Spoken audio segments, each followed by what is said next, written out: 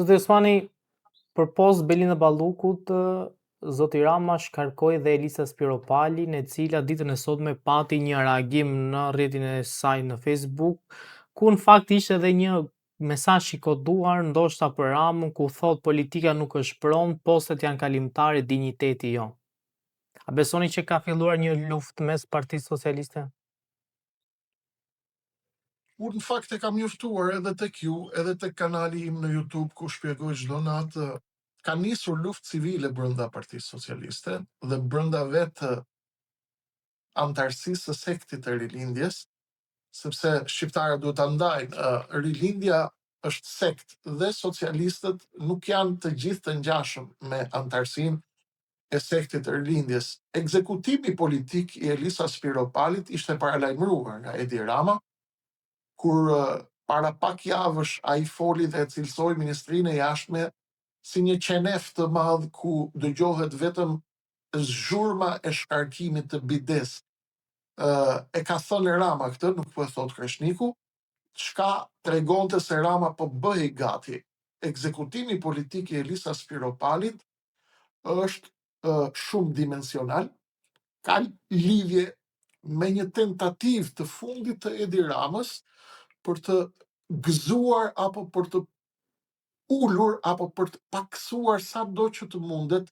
dhimbjet e shkarkimit të Belinda Ballukut. Pra, i thot Belinda Ballukut, Bela, unë po ju heq ju, kjo nuk do të thot që armikja juaj e përbetuar apo njeriu që ti urren më shumë brenda partisë Elisa Spiropali nuk do të thot që ajo do të vazhdoj. Ja, po ta heq dhe këtë. Sepse Rama ka detyrime ekzistenciale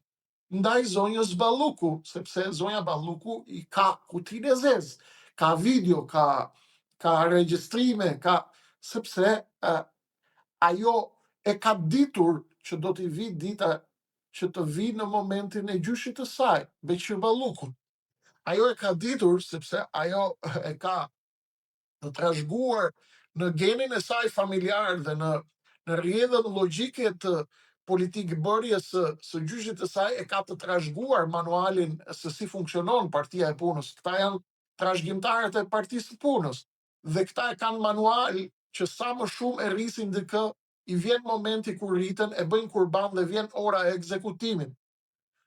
Ajo e dinte që Palloshi kishte përgatitur shumë për të ndaj dhe kur komunikonte me Berberin, me varësit e saj, thonte do flas me Palloshin, ose do flas me atë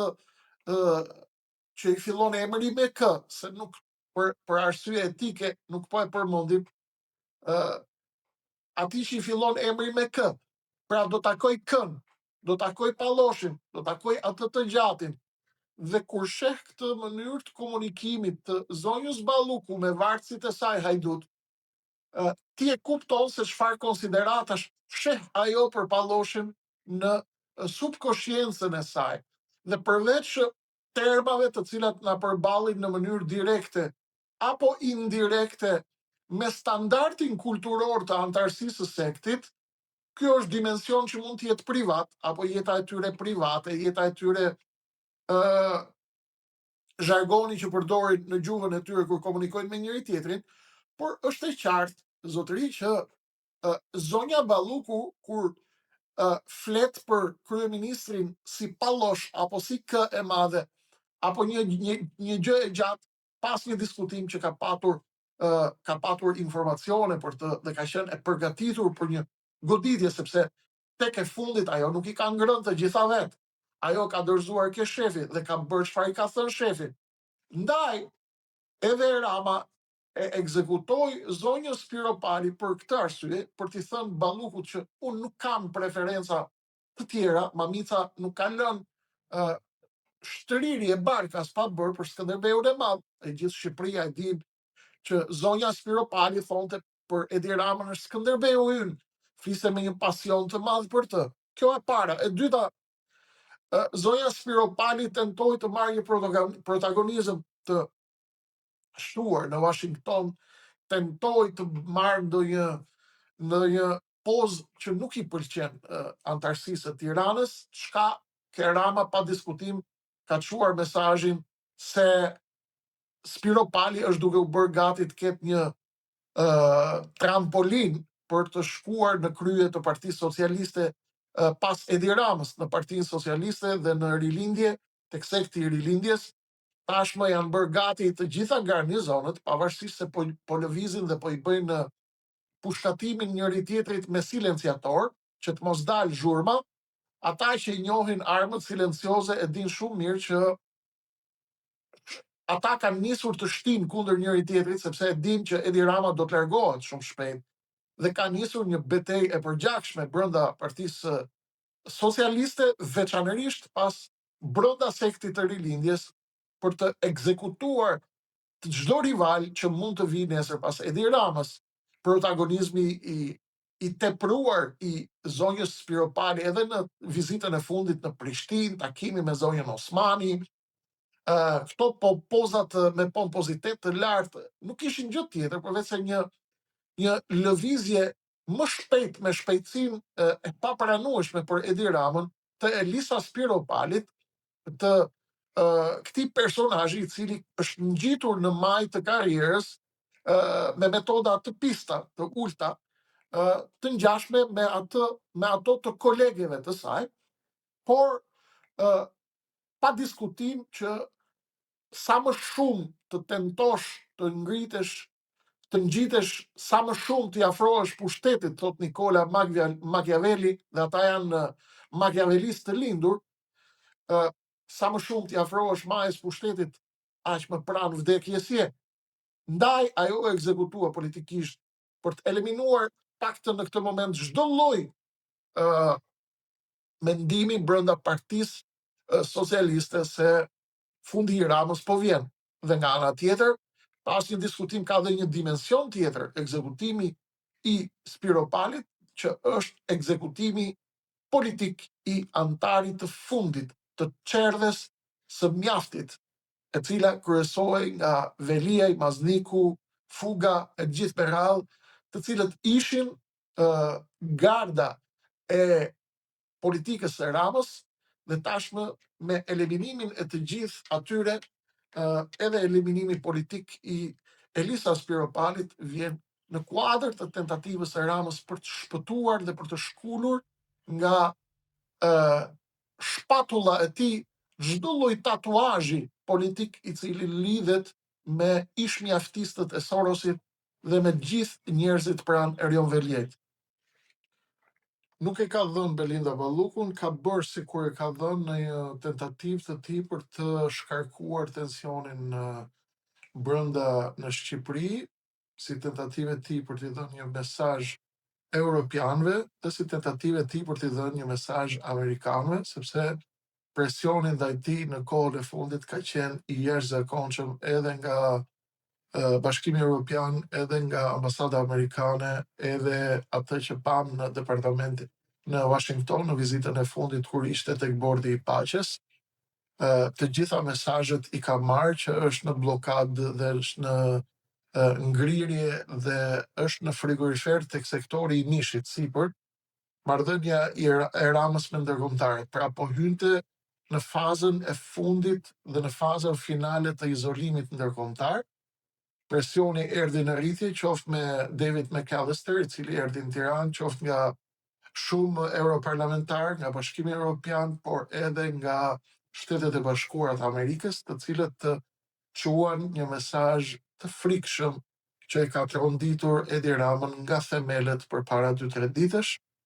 me mesazhin indirekt të koduar për Ramën, me përmendjen e disa lokaleve në Tiranë, ku shtetasit amerikan nuk do të shkojnë. Rama i mori kodet dhe e di shumë mirë që ai tashmë është i ekspozuar dhe i akuzuar drejt për së drejti nga Bashkimi Evropian dhe nga amerikanët si njeri i cili ka lidhje me grupet që kanë intimiduar dhe kërcënuar dëshmitarët e çështjes Balluku. Rama po bën një akrobaci dhe një tentativë të fundit për të fituar edhe pak kohë. Rama mendon se duke fituar kohë ai mund të blej ndonjë rrugdalje në tregun ndërkombëtar të lojës së kombeve, pasi ai mendon se nëse bën akrobacira të tilla mund të krijohet në një kusht i ri që ai të blej pakës pushtet dhe të blej pakës kohë në tentativë që të shpëtoj të paktën deri në nëntor, ku do të jenë zgjedhjet e mesit të mandatit në Amerikë. Unë mendoj që ka shumë të vështirë që të mbërrit deri në nëntor, sepse e ka shumë më herët fundin e tij politik, sigurisht, dhe ai e ka kuptuar këtë, është në një situatë paniku masiv, është detyruar të lëshoj kutinë e zezë, kuti e zezë që është në duart e Ballukut. Balluku në fakt, në qoftë se gjendet përballë drejtësisë sot, në qoftë se gjendet e kërkuar, në qoftë se ka një hetim penal për të, në qoftë se akuzohet për vjedhje qindra miliona euroshe, ajo në fakt nuk i ka bërë gjitha për vete dhe për fëmijët e saj. Ajo i ka bërë sepse ja ka kërkuar kryeministri. Dhe kjo gjë është ABC-ja e kësaj historie. Dhe Rama nuk ka mundësi që t'i laj duart nga Balluku. Bëri një ekuacion të ri, një tentativë të fundit me Ballukun, i tha Ballukut do t'jap mundësinë që ti të emërosh zëvendësit e tu, dhe ja dha këtë mundësi Ballukut, e mori ish shefin e keshit e çoi tek Ministria e Infrastrukturës, largoi Piro Vëngun, pra i dha mundësinë Ballukut si një tentativë e fundit për ta gënjur Ballukun dhe për t'i thënë që shiko, unë jam i gatshëm, më duhet të dorëzoj, sepse e kam laku në fyt nga amerikanët dhe nga europianët, dhe në të njëjtën kohë që ta parandalojmë luftën civile brenda rilindjes dhe brenda Partisë Socialiste, ja unë po t'jap mundësinë, i tha zonjës Balluku, që ti të emërosh zëvendësit e tu dhe pasardhësit e tu, dhe kështu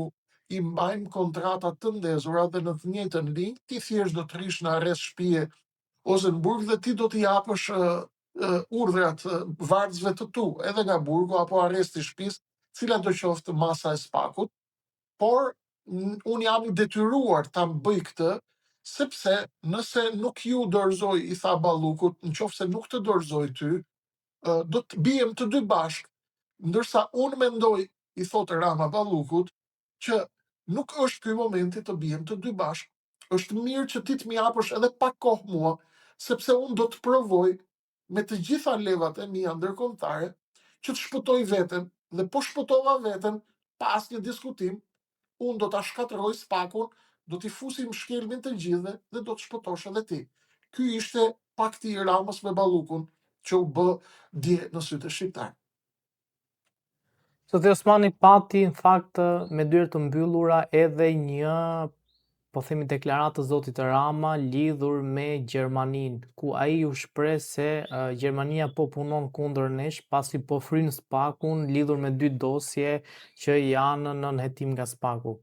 A besoni, po themi, që Gjermania është kundër nesh, pra kundër interesave të Shqipërisë në vetvete, kur interesat e Shqipërisë është lufta ndaj korrupsionit? Në fakt, kjo është çmenduria e radhës, dhe ky është argumenti më i qartë, i cili na bën të kuptojmë se Rama e ka humbur toruan dhe është në gjendje jashtëzakonisht të rënduar psikologjike. Kjo vjen për arsye të turbulencave që ka në gjoks dhe në proceset e të menduarit, sepse Gjermania, që është motori i Europës dhe që ka qenë njëra nga aleatët më të mëdhenj të Shqipërisë në kohët tona më të vështira, Gjermania e cila ndaloi shumë nga planet e Vučićit dhe të Ramës për qoftë për Ballkanin e hapur, qoftë për shkëmbimin e territoreve, qoftë Rama ka, ti themi, portalit tuaj, dritares tuaj mediatike, por edhe gjithë teleshikuesve të nderuar, Rama ka një problem personal me Gjermaninë. Nuk ju a kanë thënë ndoshta në televizionet e tjera, Rama ka një siklet familjar me shërbimet sekrete gjermane. Rama e kupton shumë mirë çfarë po i them. Dosje shumë të rënda, të cilat janë në duart të shërbimeve sekrete gjermane. Dhe Gjermania ka një problem për krimin. Problem që lidhet me krimin, që nuk është e bleshme. Është nga shërbimet sekrete më të pa bleshme, më të pa penetrueshme në botë. Dhe ata kanë materiale komprometuese, jo vetëm për njerëz shumë pranë Edi Ramës, por edhe për të gjithë antarësinë e sektit të rilindjes, dhe nuk ka asnjë dyshim që përplasja e tij me Gjermaninë do të ketë kosto të larta për të, sepse ne po shkojmë drejt fazë finale e marrjes së goditjes së rilindjes nga amerikanët dhe nga europianët. Europianët kanë avangard Gjermaninë. Gjermania është lokomotiva e Europës, lokomotiva që i mban vazhdimisht syt në Ballkan. Gjermania është një nga siguresat dhe valvulat e siguresës për sigurinë, stabilitetin e Ballkanit dhe për të gjitha lojrat e rrezikshme. Këtë e ka treguar qoftë në kohën e kancelares Angela Merkel, por edhe në të gjitha kohrat e tjera. Garancia që ofron Gjermania për Ballkanin është e pazëvendësueshme, bashkë me partnerët e tjerë ndërkombëtar, përfshi dhe amerikanët, por në një farë mënyre syri i Gjermanisë është edhe sy i Amerikës këtu në Ballkan. Pas një diskutim, sepse Gjermani, Amerikë janë e njëjta gjë, dhe Gjermania është syri apo dora e Amerikës brenda e Europës. Rama nuk ka që t'i bëj Amerikës dhe tenton të bjerë të hyjë në përplasje me lojtarë të nivelit dytë, siç mendon ai, siç është Gjermania, ndaj ka hapur sulm frontal ndaj Gjermanisë. Gjermania i ka prishur planet edhe për atë Ballkanin e hapur, edhe për shkëmbimin e territoreve, edhe për shumë plane të tjera ogurzeza ndaj shqiptarëve këtu në Shqipëri, por edhe në Kosovë, të cilat ka qenë Rama duke i koordinuar me Alex Sorosin tek zyra Aleksandr Vučićit. Është i shqetësuar sepse ka një trysni jashtëzakonisht të madhe, nuk shkon dot në konfrontim të drejtë për drejtë me amerikanët, edhe pse ka bërë kur i shpall luftë me njëherë, një ditë pasi amerikanët i thonë se ke kërcënuar dëshmitarët e Ballukut, del dhe i sfidon. Do të thotë që ka humbur qetësinë. Qetësia humbet në një nga dy rastet. Ose kur je në fund të pushtetit dhe të shkërmoqur e gjitha, ose je në paradhomat e rënjes dhe ai e ka të qartë që nuk ka më asnjë mundësi që të mbaj